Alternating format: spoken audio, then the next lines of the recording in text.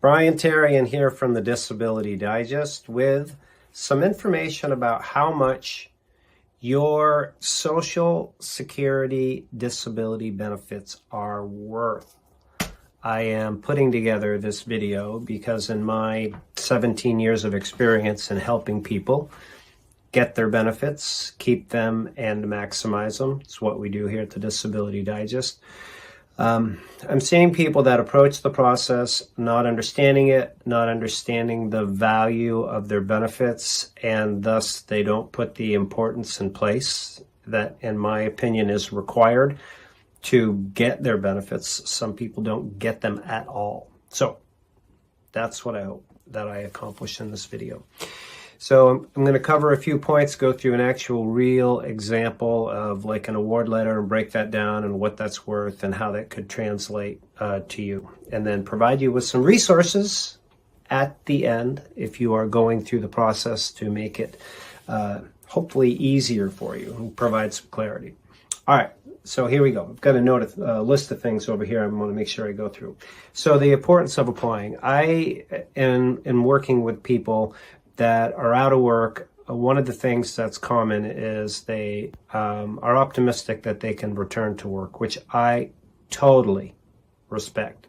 It's always better to work, in my opinion, than it is to be a disability recipient for many reasons. But what it comes down to is this, it's the man in the mirror conversation or woman in the mirror conversation. If you cannot work, if you cannot work for the next 30 days and you don't really see any change, you should really consider applying for disability benefits. And the reason is it takes a long time. Like, as I shoot this video, this is the longest wait time since I've been doing this work since 2006. It takes 233 days on average just to get a decision. So why wait? This is just going to, delay the process. So that's one thing to consider. Now, second point I want to make on that is you can collect back benefits for the months that you've been out of work that you can prove that you're disabled. You can collect a maximum of 12 months of back benefits. So, and there's a 5-month elimination period. So my point that I want to emphasize here is if you've been out of work for more than 17 months, you're losing money. Let's say your check in the example that I'm going through here today is $1,756. So if you're beyond the 17 months, that money is just staying at Social Security. They're not going to be calling you saying, hey, you should apply. So keep that in mind. And it doesn't need to be that you're out of work. You could be earning below the allowed amount, which is $1,450 in 2023, and it just went up. So if you've been earning like $700, $800 for a long, long time, then that would apply to make sure that you capitalize on those back benefits. So those are the two things.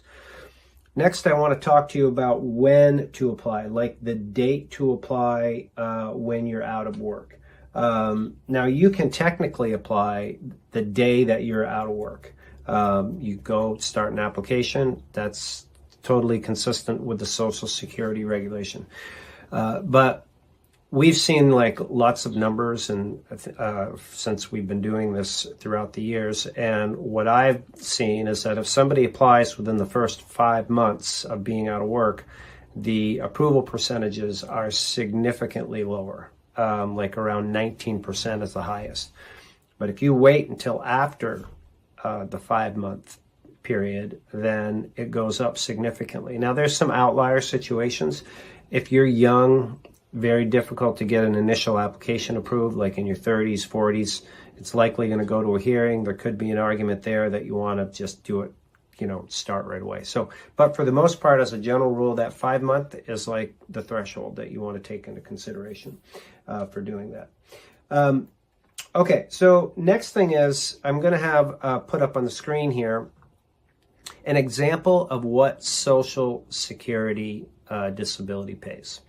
And as you look at this example where it says on the top what we will pay and when, you'll see the first line that probably stands out is the $29,740. That's the back benefits that this individual received for the months that they were out of work, and that will come in a lump sum.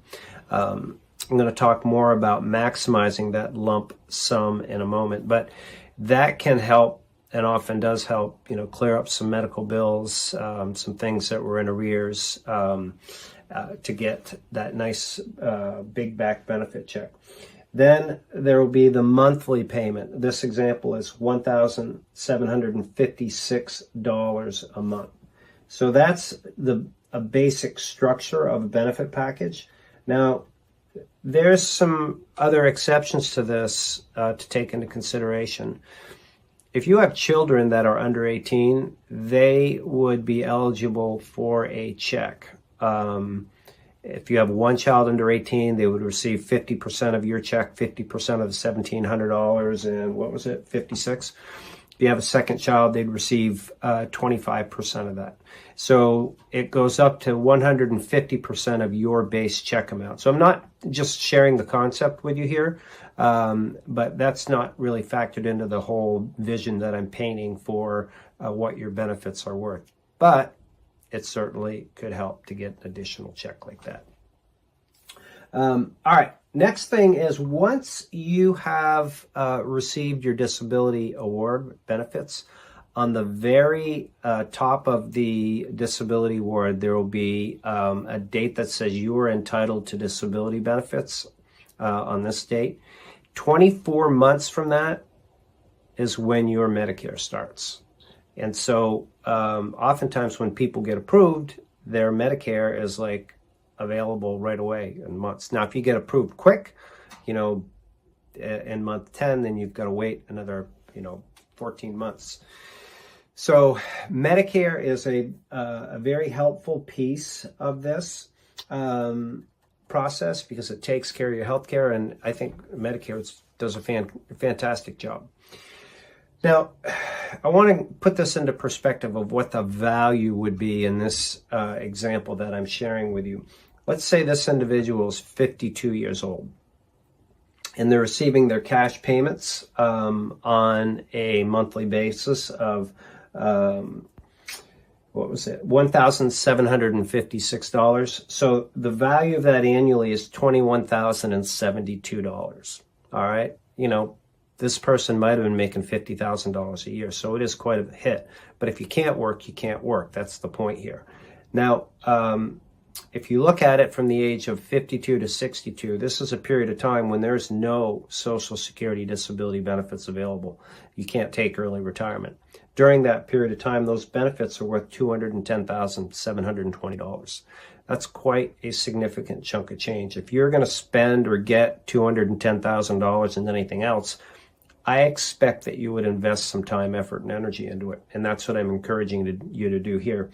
So the other piece that's not in here, of course, I'm going to leave the children out, but is the health care. If you look at insuring yourself from age 52 up to 62, which you wouldn't be able to get Medicare at 62 anyway, but I'm just using that as an example, you could figure easily $1,000 a month for an individual to get healthcare coverage, or if you think it's less or more, you can adjust. But that's another, $10,000 or $12,000 a year, $120,000 a year on top of that. So if you've got the cash payments of $210,000 and another $120,000 in insurance, it gives you an idea what the value of these disability benefits are. Now, in addition to that, you can work and still keep your benefits. You can earn up to another close to $12,000 a year. So you could also add that in as an additional feature and what the whole package is worth. So those are some things to consider. The last key point that I want to share with you is this, is going back and getting all of your back benefits and that established date of disability is called an onset date. And the further you can go back and prove that you had conditions that were being treated, and despite the treatment, the limitations prevented you from working. It's just a general approval concept for disability. The further you can go back, the better it is, because the more back benefits you can get. But the earlier you are able to get your Medicare benefits. So where I see people oftentimes making mistakes is when they just do this on their own, they kind of half-ass it or do it over the phone with Social Security. They don't understand this piece and go back. So it's important to get that locked in, and there's some little nuances that you can learn from us for free to look for certain triggers, events, diagnoses, hospitalizations that can help you pinpoint that so you can capitalize on it. So those are the key things. I just want to recap. If you're not able to work, my encouragement to you is to really consider applying. You can start an application. It doesn't cost you anything except some time. And you can try to go back to work. And if it fails, then you still have your application in place. And if you're successful, hey, you can cancel it. Didn't cost you anything to start it. So that's certainly a strategy to pursue. Understand your benefits, understand what your check amount is going to be if you have children, and then really work on getting the application process right, understanding it, understanding your onset, how to get that nailed down. So I am in hopes that this has helped you. To learn more about the process, we'd love to help you, but if it's not us, find a trusted source that you can learn from before you embark, or even if you have started without any education in this process. But how we can help you is certainly on our YouTube channel. We have over 1,000 videos, so you're welcome to sort through those. You can search on different topics. And the best way we can help you is if you choose to join us as a member. No charge for a membership. And the reason why it's the best way is when you complete a profile with us, it'll help us understand if you're still working, or you've applied or thinking about applying, applied and denied, or maybe you're watching this and you've been approved. And with that information, where you're located and what conditions you have, we can get you the right information, the right courses, the right people to talk to, the right support groups. We support this entire effort with live events on YouTube, so we can make sure that you're getting involved or at least invited to the right ones.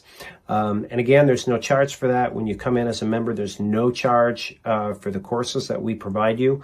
On the disability application process, we have a comprehensive course that will teach you how to manage the whole process on your own if you want. And if you choose not to do that, or you try it on your own and you're not successful and you want to get some representation assistance, then you could reach out to us and we could see if we can find somebody that would be a fit to help you get your benefits approved. So that's how we work here at the Disability Digest. So thanks so much for watching. I hope that you found value in this and understanding how much your benefits are worth. Make it a great day.